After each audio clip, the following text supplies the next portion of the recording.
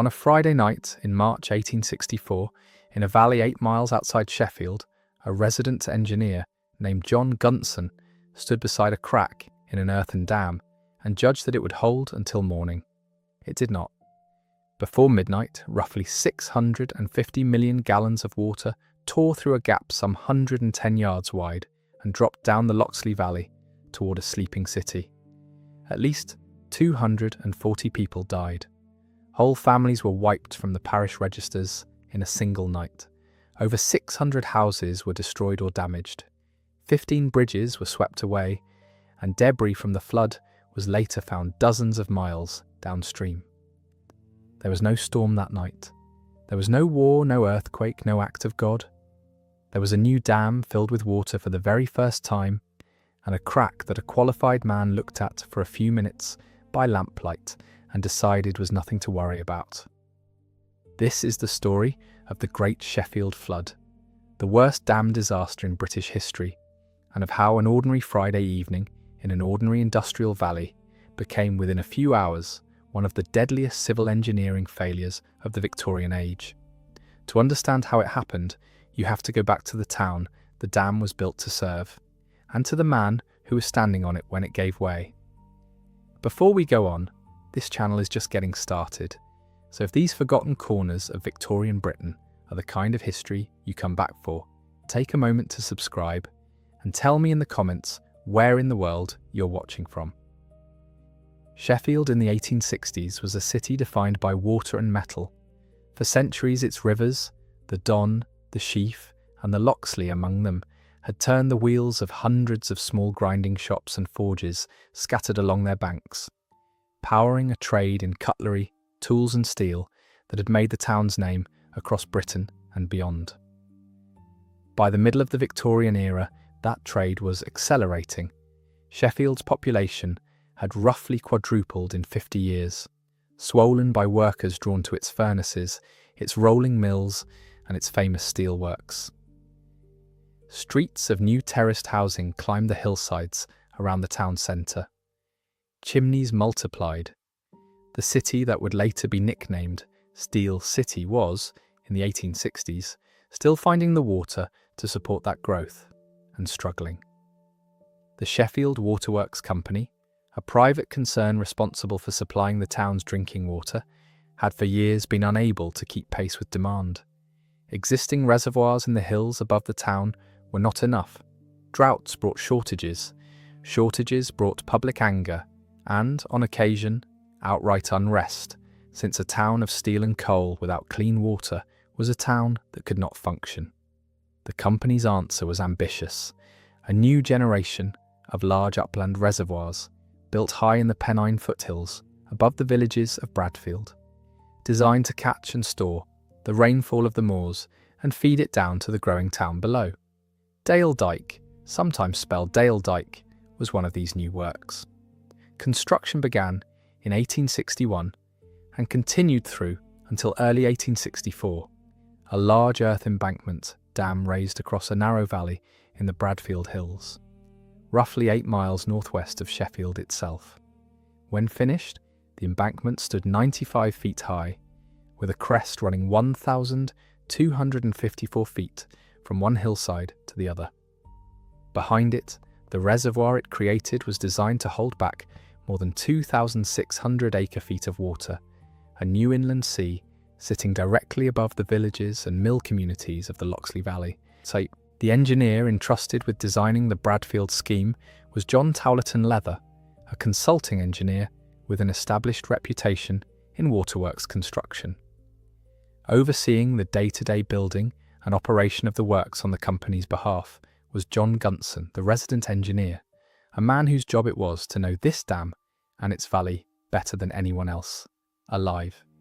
It was Gunson who would be sent for on the night everything went wrong, and it is through his eyes, more than any other single person's, that this story is best understood, because he was the one man present at nearly every turning point in it. The design he inherited, the crack he was called to examine, the decision he made standing on the bank in the dark, and the inquest that followed, in which his name was the one most often spoken. Below the new dam lay the world it was meant to serve, and the world it would, within a matter of hours, devastate. The Loxley Valley in March of 1864 was a landscape of small industry and close-knit villages. Water-powered grinding wheels, forges and workshops strung along the riverbank, and clusters of stone cottages housing the families who worked in them. At Marlin Bridge, a hamlet where the Loxley met a smaller stream, stood the Stag Inn, run by the Armitage family, a well-known local household. Further down the valley lay Hillsborough, Owlerton, Neepsend and Kelham Island, each a step closer to the heart of Sheffield itself, each with its own mills, its own cottages, its own ordinary Friday night rhythms of supper, conversation and sleep. None of them had any reason to imagine that 8 miles upstream, a brand new dam holding back an entire reservoir was on that very night already failing. The Sheffield Waterworks Company was, in the strict legal sense, exactly what its name suggested. A private commercial company, answerable to its shareholders, competing for the trust of the town it supplied, and structured under an Act of Parliament that permitted it to build reservoirs, lay pipes, and charge for water. It was not, in 1864, subject to any independent government inspection of its dams. No outside body examined Leather's designs before construction began. No government surveyor certified the finished embankment before it was filled. The judgment of whether Dale Dyke was safe to hold back 2,600 acre-feet of water rested entirely with the company that had built it, and in practice, on the night that mattered most, with one man standing on its bank. That arrangement had never been tested, because Dale Dyke itself had never held water before. By March of 1864, construction was essentially complete, and the reservoir was undergoing its first filling. This is worth holding on to. The dam that failed was not an old structure worn down by decades of use. It was new. It had never before been asked to bear the full weight of the water it was designed to hold, and on the very first occasion that it was, it broke. The mechanism behind that failure was never fully agreed upon, not by the Victorian engineers who investigated it, and not, in truth, with complete certainty since. What is understood today, from later engineering analysis of the site, is that the most probable cause lay deep inside the embankment itself. Earth dams of this design relied on a core of puddled clay, packed tightly through the centre of the bank, to stop water working its way through. If that clay core settled unevenly along its length, as the earth around it compacted at different rates, it could crack.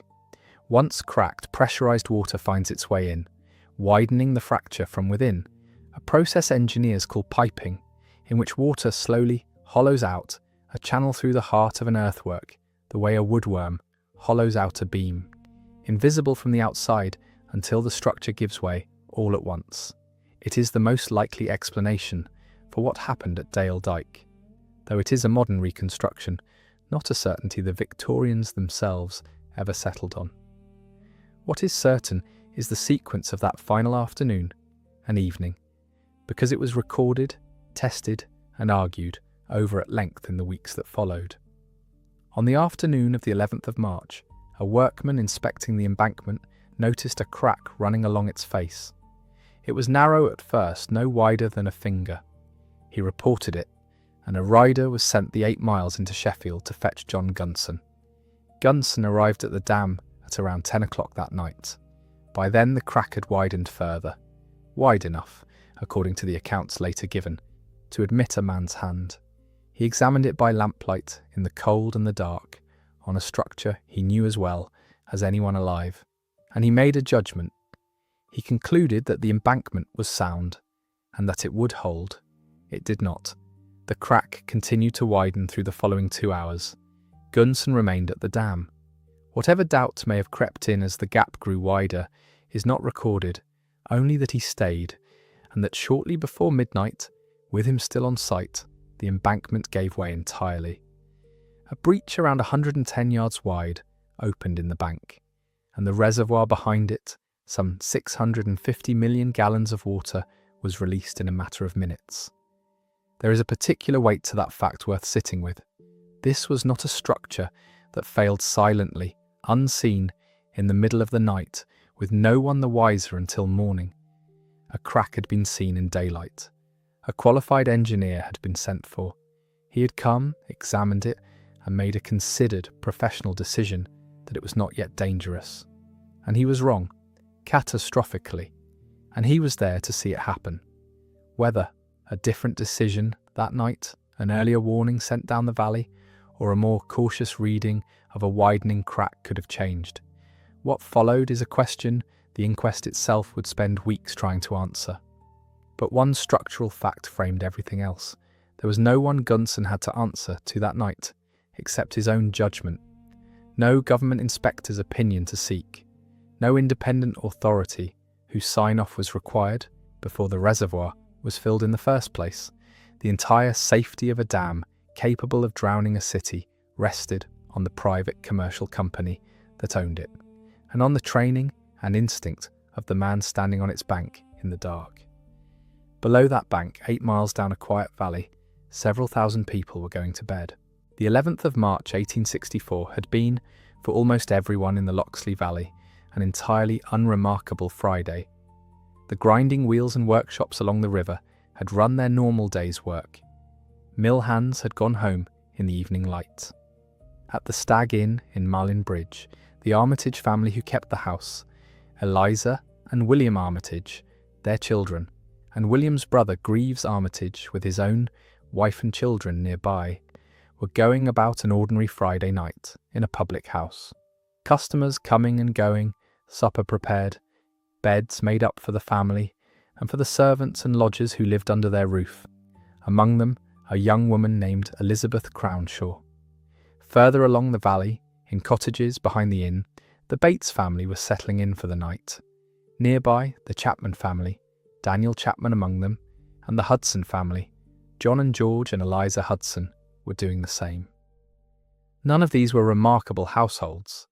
They were mill workers, publicans, tradesmen, the ordinary population of an ordinary industrial valley, and by 10 or 11 o'clock that night, most of the valley was either asleep or settling toward it.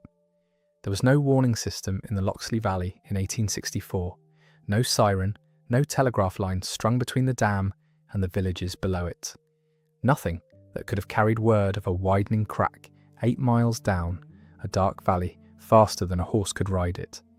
Even had such a system existed, the man responsible for judging the danger had, by 10 o'clock, already decided there was none, so the valley slept.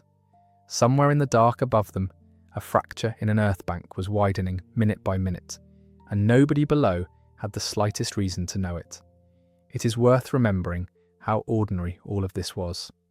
A new dam finishing its very first fill was, in the eyes of the town, simply progress, a sign that Sheffield's water problems were finally being solved. A Friday evening at the Stag Inn was simply a Friday evening. The gap between what the valley believed that night and what was actually happening above it was, in the end, the entire disaster in miniature. Shortly before midnight, the crack that John Gunson had examined 2 hours earlier finally gave way completely. The failure was almost instantaneous. Once the breach opened, it did not creep outward, it tore, and within a very short space of time, a gap roughly 110 yards wide had opened across the embankment. Through it went the greater part of the reservoir behind it, some 650 million gallons of water, dropping down a steep, narrow valley with nothing ahead of it but rock, farmland, and within minutes, the first cottages of Bradfield and Loxley. The wave did not travel like an ordinary flood. Survivors and witnesses in the years that followed described it less as rising water than as a wall, moving with a speed and a violence that gave those in its path only seconds, sometimes none at all, to react. It struck Bradfield and Loxley first, tearing through mills and cottages built close to the river, before reaching Marlin Bridge. At Marlin Bridge, the destruction was total. The Stag Inn, standing close to the water, was swept away with the Armitage family inside it. In the cottages nearby, the Bates family drowned together. So did the Chapman family. So did John and George Hudson. Of every community the flood passed through, Marlin Bridge paid the highest price of all. At least 102 people died there, more than in any other single place on the water's path. Nearly half of the entire death toll in one small village. The wave did not stop at Marlin Bridge. It carried on downstream through Hillsborough, through Owlerton, through Neepsend and Kelham Island, gathering timber, furniture, and the wreckage of mills and homes as it went, before finally reaching the edge of Sheffield itself. By the time it reached Ladies' Bridge in the centre of the town, the water was reported to stand around 6 feet deep, a remarkable enough depth so far from the source, though nothing compared to the wall of water that had scoured the upper valley closer to the dam. The whole descent from the breach above Bradfield to the streets of central Sheffield is believed to have taken roughly an hour. In that hour, at least 240 people died, most of them by drowning in a flood that gave many of them no warning at all. Some later accounts describe pieces of debris, timber, and the bodies of drowned livestock, carried as far as Doncaster and Mexborough, dozens of miles downstream, a measure of just how much water and force had been unleashed in that one short stretch of valley. By the time the last of the flood water had passed through the city and begun to recede, 15 bridges had been swept away entirely and 6 more badly damaged. Around 700 animals had drowned. More than 600 houses had been destroyed or damaged, and beyond them, over 4,000 houses across Sheffield had been flooded to some degree. A single night's failure in an earthen bank 8 miles from the city had reached within the hour almost every part of it. There's little more to be said about the flood itself than this. What followed in the days after was the work of a town trying to understand what had happened to it and to find out how many of its people it had lost. In the hours after the flood passed, there was no organised rescue service equipped for a disaster of this speed and scale. What survival there was in the flood's direct path came down largely to chance, to quick thinking, and to neighbours helping neighbours in the dark. One account from that night, passed down through the valley's families, describes a man placing his wife and 5 children on a bed as the water rose around their home, and the bed itself floating, carrying the family until the flood began to subside. It is a small, precise image, and it stands for a great many similar acts of desperate improvisation that night, most of them unrecorded, all of them happening in freezing water in the dark, with no help coming. By morning, Sheffield understood the scale of what had happened. Thomas Jessup, the town's mayor, moved quickly to organise relief for the thousands of families who had lost homes, possessions, or relatives. An initial relief fund raised more than £4,000 within days, and public subscriptions to it would eventually exceed £42,000. Money drawn from across the town and beyond to support the flooded and the bereaved. This fund was separate from any question of the waterworks company's own liability. It was simply the town giving what it could, while the full toll was still being counted. That counting took days. Bodies were recovered from the wreckage of the valley over the following weeks. Some found close to where they had died, others carried far downstream. 2 of the Armitage dead, Samuel and Henry, were never recovered at all, presumed drowned, but their bodies never found, and it would be some time before the fate of the rest of the Armitage dead, 12 members of one family in total, was fully accounted for. Most were buried within days of the flood. 7 members of the Armitage family were buried together on the 15th of March. Elizabeth Crownshaw, the servant who had died at the Stag Inn alongside them, was buried the day before. Eliza Hudson was not buried until the 12th of April, a full month later, a gap that speaks quietly to how long it could take, in a flood of this scale, simply to recover and identify the dead. A local journalist, Samuel Harrison, walked through Marlin Bridge in the days after and wrote of what he saw there in terms that were widely repeated afterward. A bombardment with the newest and most powerful artillery, he wrote, could hardly have proved so destructive. It was not a loose figure of speech. Harrison had seen what the flood had done to a village of stone cottages and a public house, and reached for the only comparison that felt adequate. Not a flood, but an act of war without the war. By the time the immediate relief effort gave way to something more formal, the town of Sheffield had begun to ask the question that would occupy it for the rest of the month. Not simply what had happened, but why and whether it had needed to. An inquest opened on the 12th of March, the day after the flood, under the coroner John Webster. Over a series of sittings, the coroner's jury viewed the bodies that had been recovered and heard testimony from those who had built, managed, and inspected the dam. Among those called was John Leather, the engineer who had designed the Bradfield scheme.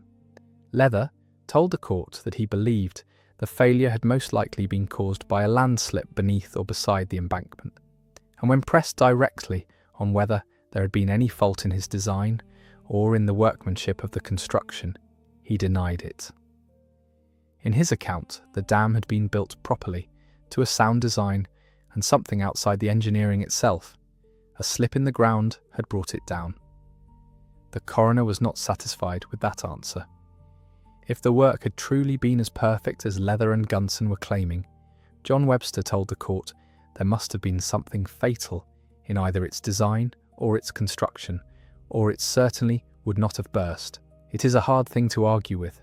A structure built to hold back a reservoir does not simply fail for no reason on the very first occasion it is tested, and the coroner, faced with two engineers, each defending the soundness of their own work, said so plainly, in public, in front of the jury that would decide what verdict to return.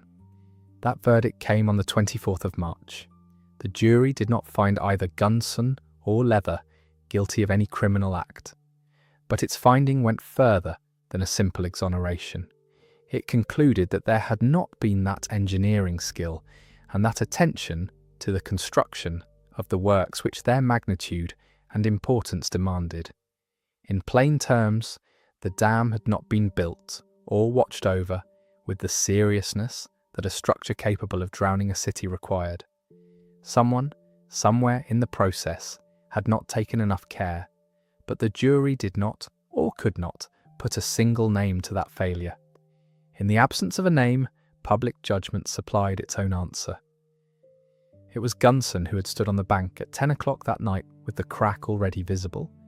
Gunson who had made the call that it would hold, and it was Gunson, more than the absent designer of the dam, who carried the greater share of blame in the eyes of the town in the months that followed.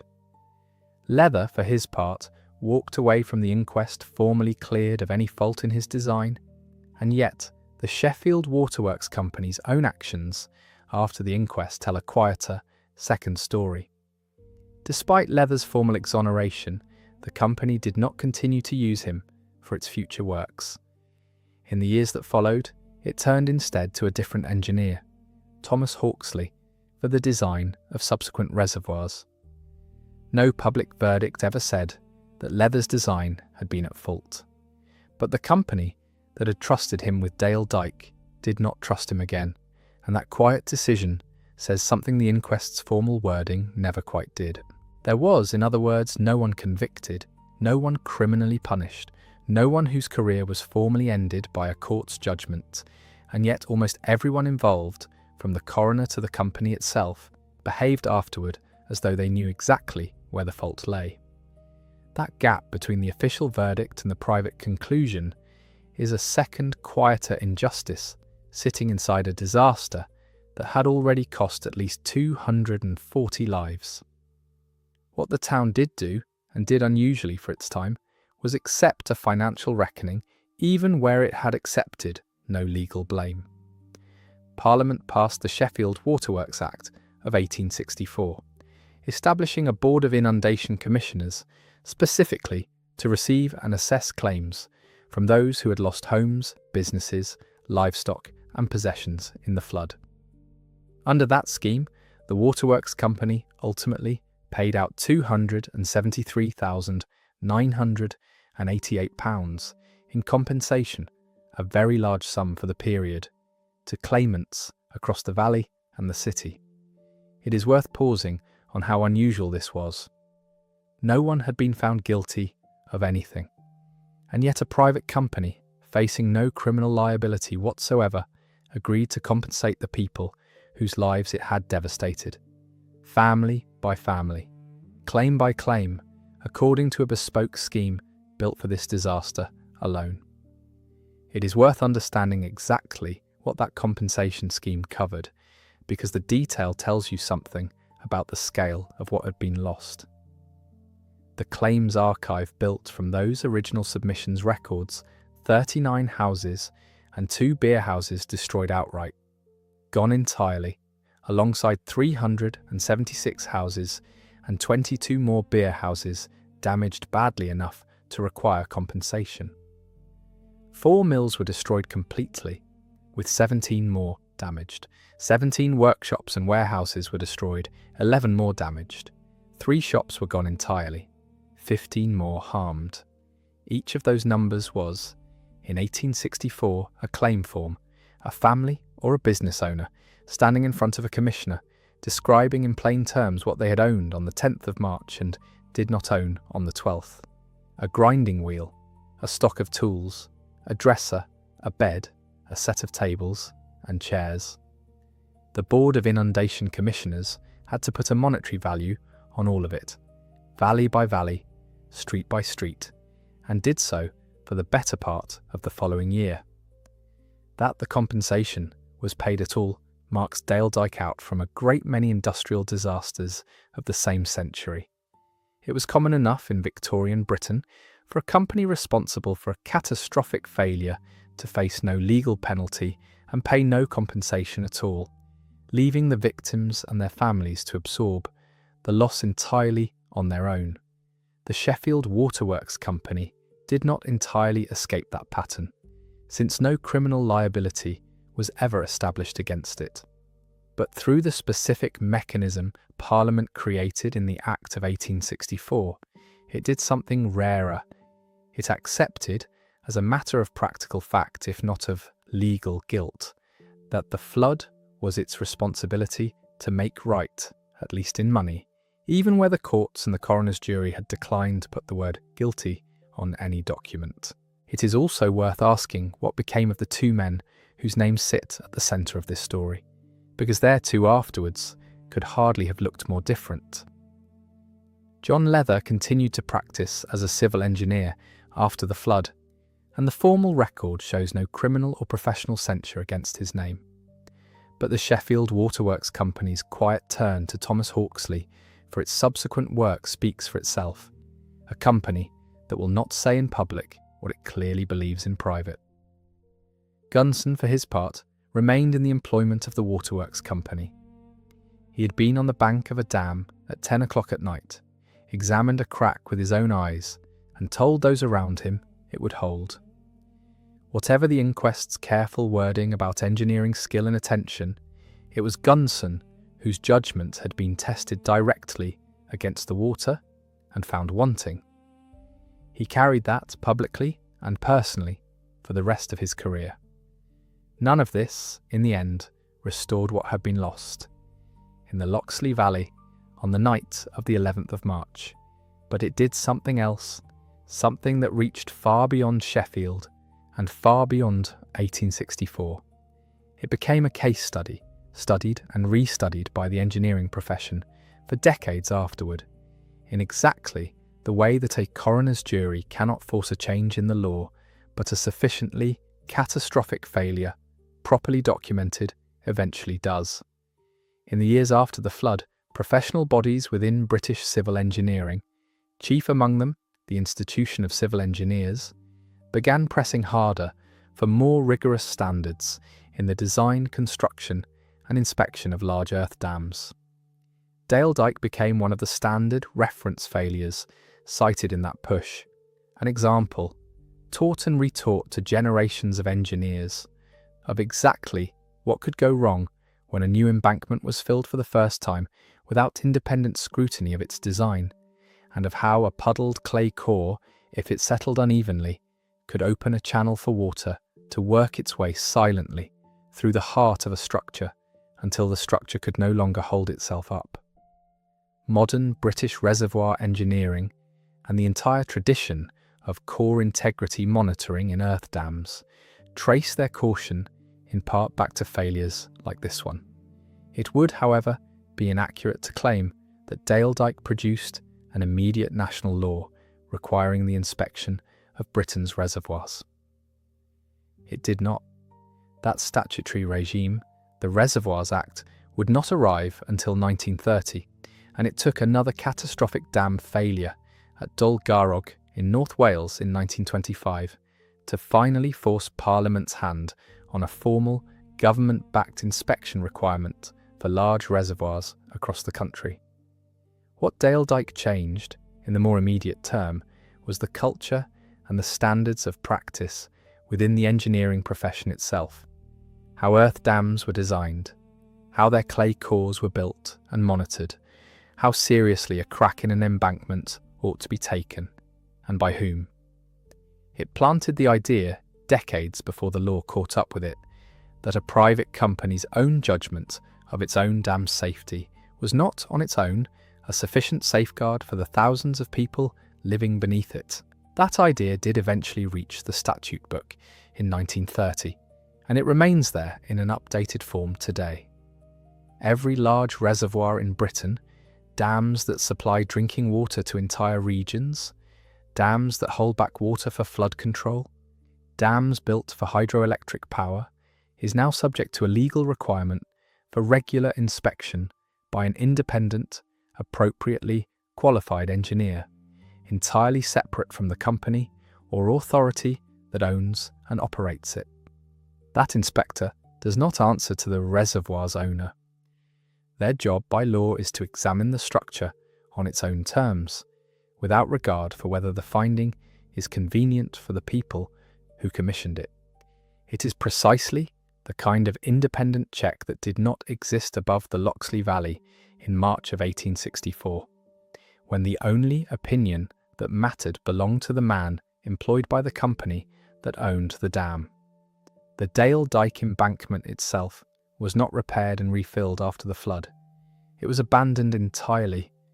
In 1875, the Sheffield Waterworks Company built a new dam roughly 2,000 feet further up the valley from the site of the original failure, a smaller, more cautious structure, built with the lessons of 1864 already informing its design, though at that date without any independent government body compelling those lessons to be followed.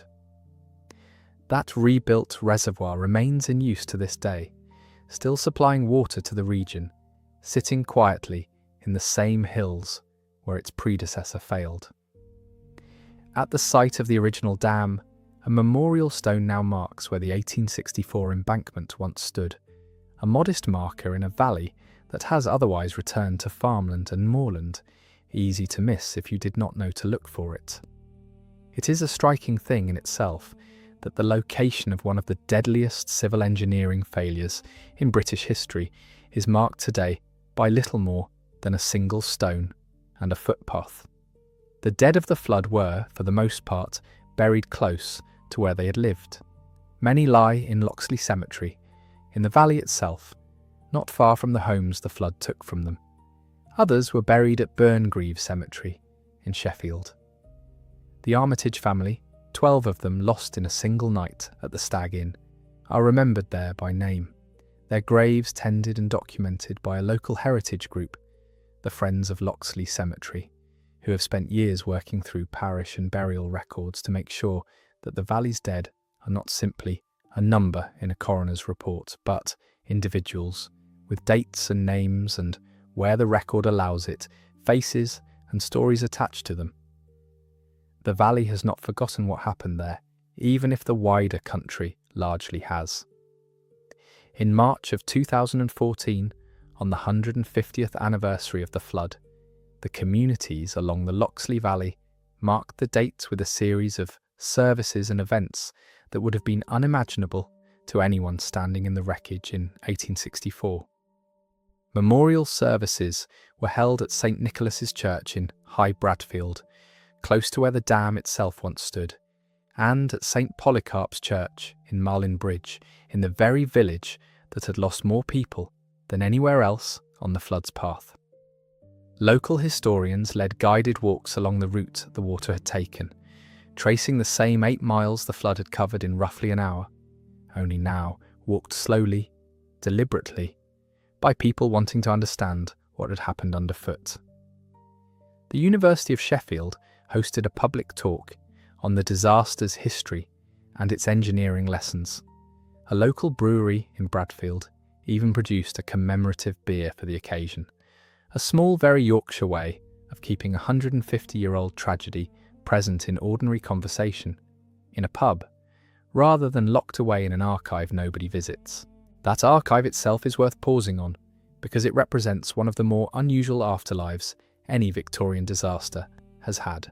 Sheffield Hallam University maintains what is known as the Sheffield Flood Claims Archive, a digitised, searchable record of the original 19th century compensation claims filed with the Board of Inundation Commissioners after the flood.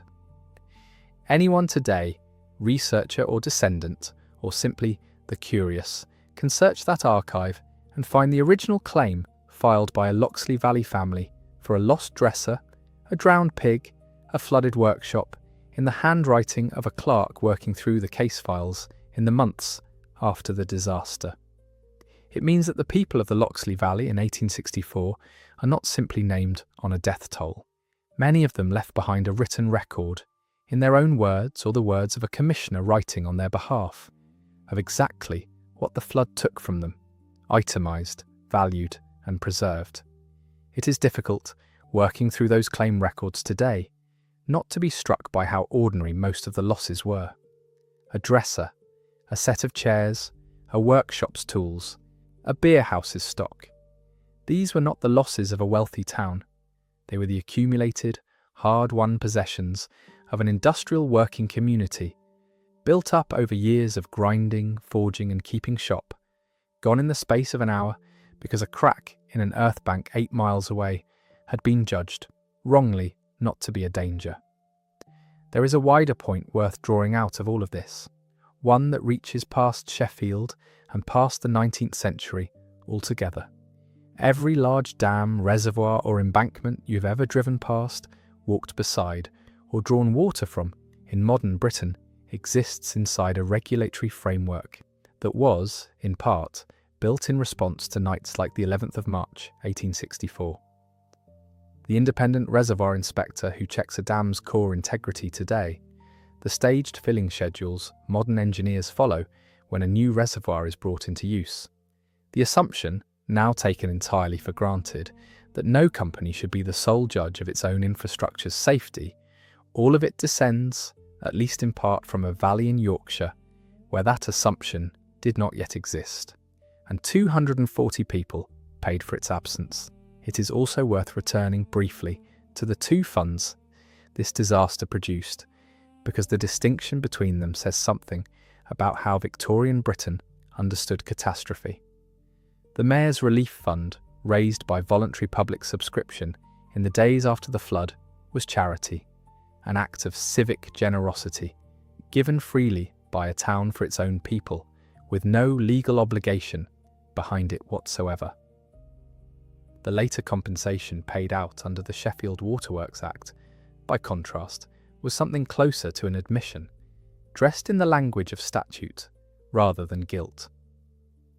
£273,988 moved from a private company's accounts to the people whose lives it had upended, not because a court had ordered it, but because Parliament had built a mechanism specifically to make it happen, and the company had agreed to use it. Between the two funds, more than £300,000 passed from Sheffield's institutions to its flood victims, a genuinely enormous sum for the 1860s, and one of the clearest signs available that even a town without the legal tools to convict anyone of wrongdoing still understood, instinctively, that something owed had to be paid. None of that money, of course, could undo what had happened in the hours before dawn on the 12th of March. It could rebuild a workshop. It could not rebuild the Armitage family, or the Bates family, or the Chapmans and the Hudsons whose names survive today, chiefly on gravestones in Loxley Cemetery, and in the pages of a digitised claims archive. The most that could be done, in the end, was to make sure the record survived, in enough detail, and with enough names attached to it, that a family lost on a single ordinary Friday night in 1864 would not simply disappear into a single, rounded-off number. The wider newspaper coverage of the flood, beyond Samuel Harrison's account of Malin Bridge, treated the disaster as a national event, not merely a local Sheffield tragedy. Reports of the flood reached London within days, carried by telegraph, and printed in papers far from Yorkshire, in a country that was, by the 1860s, well used to industrial accidents, but far less accustomed to an entire valley being scoured out in under an hour by a structure built specifically to hold water safely. Britain in this period was in the middle of an extraordinary period of reservoir building. The same decades that saw Sheffield's population and industry boom saw dozens of similar upland reservoirs rising across the Pennines, the Welsh valleys, and the Scottish Highlands, each one built to answer the same pressing need for clean water in a rapidly industrialising country. Dale Dyke was not unusual in its purpose. It was unusual catastrophically in its failure, and that fact alone is part of why it drew such wide attention. If a new dam, built to the standards of a competent, reputable firm, could fail on its very first fill, then every other reservoir being built or planned across the country was implicitly open to the same question. That is worth sitting with a moment longer, because it explains why the engineering profession took the failure as seriously as it did, beyond the human cost alone. An earth dam of the kind built at Dale Dyke relies, at its simplest, on a very old principle. Pack a valley full of compacted earth and clay tightly enough, and it will hold back water the way a cork holds back the contents of a bottle. The core of puddled clay running through the centre of the embankment was in effect the cork seal, the one part of the structure specifically designed to stop water finding its own way through. If that seal was compromised, whether by uneven ground beneath it, by settlement as the earth around it compacted, or simply by decisions made under the pressure of getting a growing town's water supply into service, the entire embankment above it was, in effect, resting on a foundation that could no longer be trusted to hold. And because that failure begins invisibly, inside the bank, the first outward sign of it, a crack on the surface, can appear only when the damage beneath is already considerable. That is precisely why the crack John Gunson examined on the night of the 11th of March was already a symptom of a process that had likely been developing for some time beneath the surface, not the beginning of a new and separate problem he might reasonably have expected to arrest simply by watching it for a few more hours. None of this was explained to the public in these terms in 1864. The technical understanding of piping and internal erosion within earth dams would take further decades and further failures elsewhere to be properly worked out by the engineering profession. What the people of Sheffield knew at the time was simpler and starker. A new dam had failed on its first use, an engineer had judged its safe hours before it broke, and at least 240 of their neighbours were dead. The technical explanation came later. The grief did not wait for it. It is also worth noting what did not happen in the aftermath, because absence is its own kind of evidence. No director of the Sheffield Waterworks Company was ever prosecuted. No one went to prison. The company itself continued to operate, continued to supply Sheffield's water, and continued within a decade to build a replacement reservoir in the same valley. There was no public reckoning in the form the 21st century might expect. No resignation forced by public pressure, no boardroom held to account in the way a modern regulatory failure might demand. The closest the town came to a formal reckoning was the coroner's careful, deliberately unspecific verdict about a lack of engineering skill and attention, a form of words that assigned responsibility everywhere, and, in a legal sense, nowhere in particular. And yet, in its own quiet way, Sheffield did hold its water company to account, not through the criminal law but through Parliament and through money. The Sheffield Waterworks Act of 1864 remains, in the history of Victorian infrastructure disasters, an unusually direct acknowledgement that a private company's failure had cost its customers dearly, and that some form of restitution, however imperfect, was owed. It would be many decades before other British infrastructure disasters produced anything comparable. In that sense, however incomplete, the people of the Loxley Valley won something that the victims of a great many later industrial catastrophes did not. Return for a moment to that Friday afternoon, before any of what followed had begun. A workman on the embankment at Dale Dyke, engaged in the ordinary business of inspecting a nearly finished structure, noticed a line running along the face of the bank that had not been there before. It was a small thing to notice, easy enough to have missed in poor light, or a moment's inattention, no wider at first than the width of a finger pressed into the earth. He did not dismiss it. He reported it, as he was trained to, and word was sent the 8 miles into Sheffield to find John Gunson. Picture the distance involved. 8 miles by horse, along roads that in March of 1864 were rutted, uneven, and, in the Pennine foothills, often still cold and wet with the last of the winter. However quickly the rider travelled, hours passed between the crack first being noticed in daylight and Gunson standing over it after dark. Those hours matter, because they are hours in which the crack, whatever its cause, was continuing to do whatever it was going to do, entirely unwatched, while the one man with the authority to act on it was still travelling towards it. When Gunson finally reached the dam that night, it was in near total darkness, examining a fracture in an earthwork by whatever lamplight could be carried up onto the bank. This is not a small detail. Judging the internal condition of an earth dam, work that today would involve instrumentation, boreholes, and a team of specialists studying the structure over days or weeks was, on the night of the 11th of March 1864, reduced to one man, one lamp, and a widening line in the earth. Gunson's conclusion that the bank would hold was not a careless one. It was, by the standards of the day, a professional judgement made with the tools and the knowledge available to him. It was also wrong, and the gap between those two facts, a competent man doing his job, as it was understood at the time, and a catastrophic failure hours later, is the entire tragedy of Dale Dyke compressed into a single decision. In the weeks after the flood, the search for the missing continued well beyond the initial days of recovery, immediately around Marlin Bridge in the Loxley Valley. Search parties worked their way along the banks of the Loxley and the Don, checking against the tide line of debris the flood had left behind. Timber, furniture, drowned animals, the wreckage of mills, stretched out along the watercourse for miles.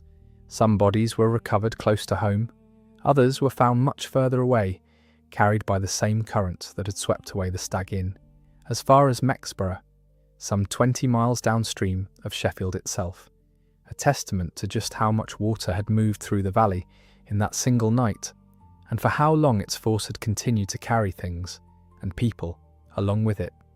Each recovery, wherever it happened, meant another family in the valley, receiving the confirmation they had been waiting for since the night of the 11th of March. For some, like the Armitage family, that confirmation came within days, allowing a burial within the week. For others, like Eliza Hudson, it did not come for a month. There is no way to know, from the surviving record, what those intervening weeks were like for a family still waiting, still hoping in whatever small way hope survives such circumstances, for a body to be found. What the record does show is that Sheffield did not stop looking, week after week, until as many of its dead as could be found had been brought home. Why Marlin Bridge suffered so heavily is not something the surviving record explains with certainty.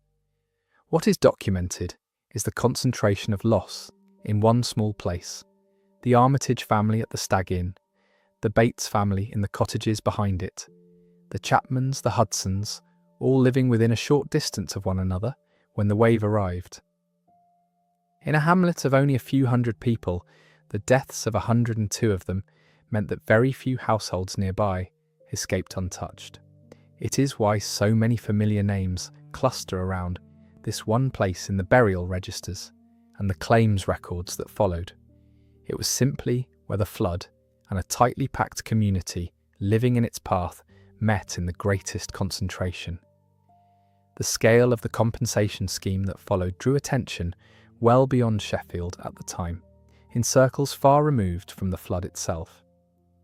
The infant insurance industry of Victorian Britain, still working out how large a catastrophic loss it might one day be asked to cover, took note of a private company voluntarily paying out a sum in the hundreds of thousands of pounds for a single incident, arranged not through an insurance policy, but through a bespoke Act of Parliament. It stood for years afterward as one of the largest such compensation payments any British company had made in response to a single disaster, a fact discussed in professional and legal circles as a kind of case study in what a catastrophic infrastructure failure could cost a company that had built and operated the thing that failed. In an era before compulsory liability insurance for infrastructure of this kind existed at all, Dale Dyke stood as an early, expensive lesson in exactly what was at stake when such a structure gave way.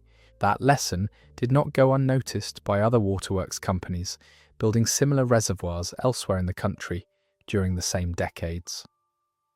None of the surviving record claims that Dale Dyke alone was responsible for the more cautious design and construction practices later Victorian reservoir engineers adopted, but the professional conversation within civil engineering circles in the years after 1864 returned to it again and again, in papers, in lectures, in the quiet, informal way that one profession's practitioners learn from each other's failures long before any law forces them to.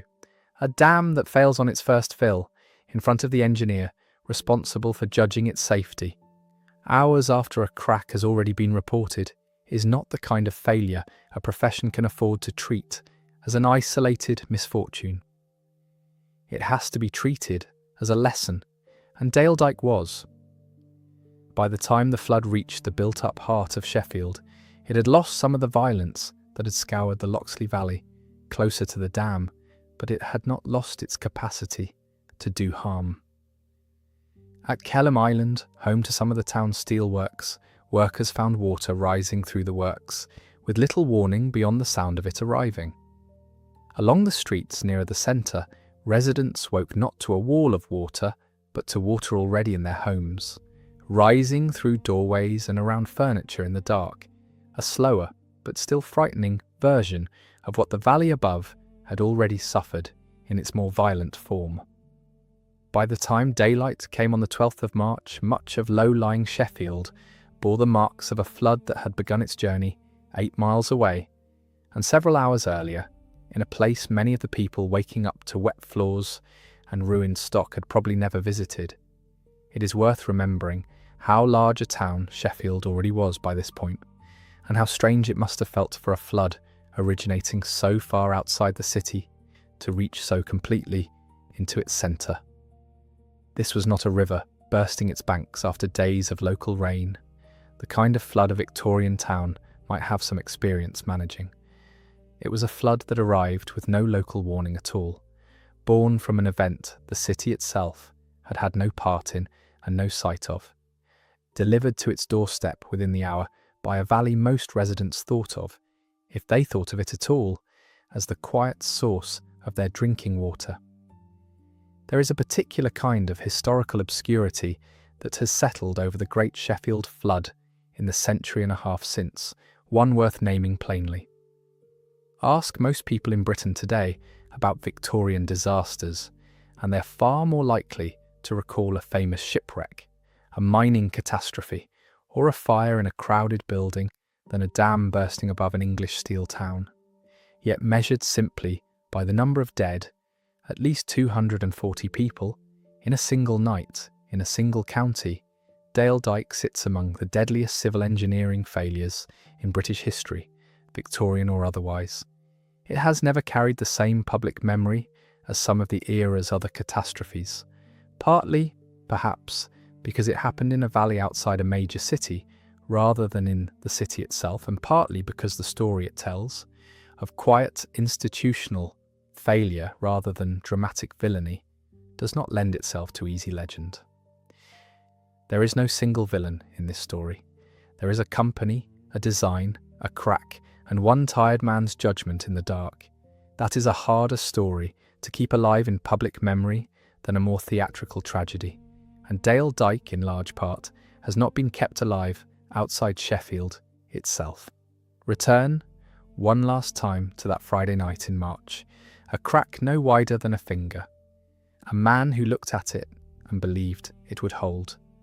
A valley of ordinary people, the Armitages at the Stag Inn, the Bates family, the Chapmans, the Hudsons, asleep in their beds with no reason to think a dam 8 miles away had anything to do with them. There was no war that night. There was no earthquake.